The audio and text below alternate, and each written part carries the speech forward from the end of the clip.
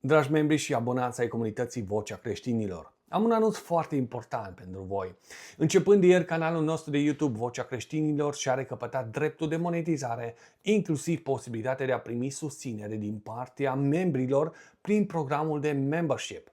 Știm că ne-ai scris în lunile trecute și ne-ai sunat, că YouTube nu te mai lasă să ne susții. Și dacă dorești să ne susții din nou, te invităm cu mare drag să reiei calitatea de membru. Sprijinul vostru ne ajută să continuăm lucrarea și să dezvoltăm această platformă. De asemenea, în timpul transmisiilor live poți să oferi daruri și recompense prin funcțiile disponibile pe YouTube.